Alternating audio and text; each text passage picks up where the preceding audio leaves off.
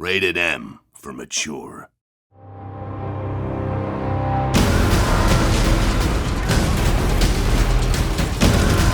Gears of War E-Day is the next game in the Gears of War franchise. It's the story of Emergence Day.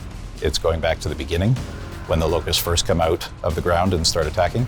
It is also a game that has been built from the ground up on Unreal Engine 5 with all new art and all new systems to push visual fidelity to a level we've never achieved before.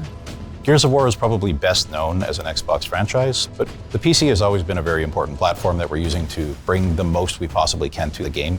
The PC community is incredibly important to us. I, myself, am a PC gamer. I've been making PC games for my entire career, and we've built this game with a PC mindset. We're trying to push a lot of technology, high detail geometry, heavily using nanite and lumen. We're going to be one of the first titles to use mega lights. Gears of War supports hardware, ray trace, lighting, shadows, and reflections. This shows up in so many different ways. A great example is our pay and save. This is an environment that has TVs that have dynamic lighting coming off them and bouncing off the scene. There's a lot of dynamic elements to the game. I think one of my favorite things is the tickers, watching them run through the level.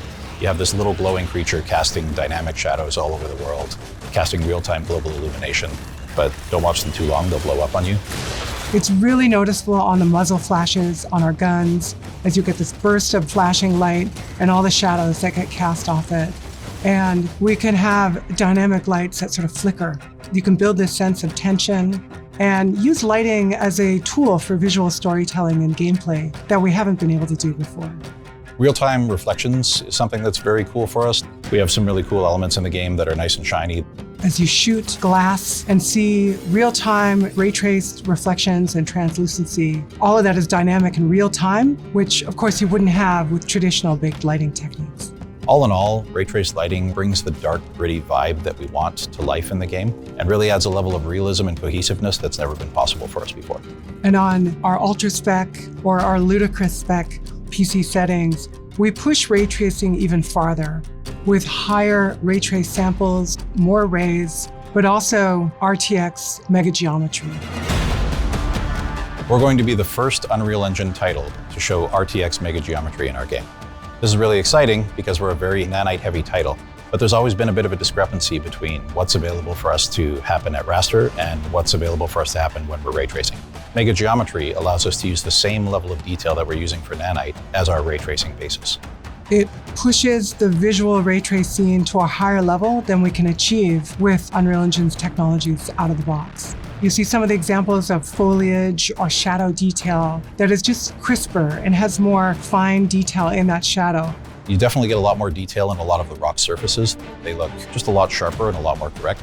And as well, things like barbed wire, things that were just not possible to represent with the amount of triangles that we had available to us, all of a sudden look really nice. Our environments are incredibly dense. We have 100 times the geometric detail in our game than anywhere else. And being able to work with NVIDIA and bring Mega Geometry to this game really is going to show what games are going to look like in the future.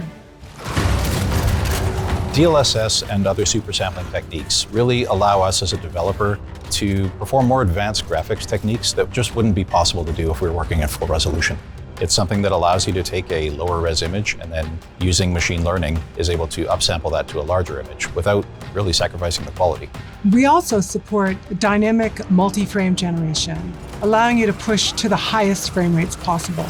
And it's so important that we tie this with Reflex. Reflex lowers latency and improves the responsiveness of our game. It's something we think is very important, especially in a multiplayer environment. We're a very competitive game.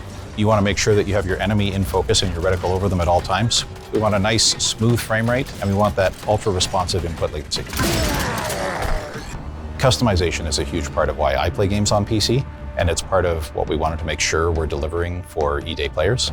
If they care about HDR, if they care about frame rate versus resolution, we want all of that choice available for players. I'm an ultra-wide player. I have really pushed the team to make sure that we are showing up strongly there. We have full support for native 21:9, gameplay up to 32:9, and all of our cinematics are also real-time and are rendered in ultra-wide. Our benchmark is something that's very important to us. It was something that has always been used by reviewers for years after we ship, and it's something we hope will be that way again. This is a very technically ambitious title, and I think we're going to push hardware for years to come. We've always built our games to showcase the latest technology and push what is possible in gaming. And working with NVIDIA, who share the same philosophy with us, we've been able to bring features like ray traced lighting, RTX Mega Geometry, DLSS, Reflex.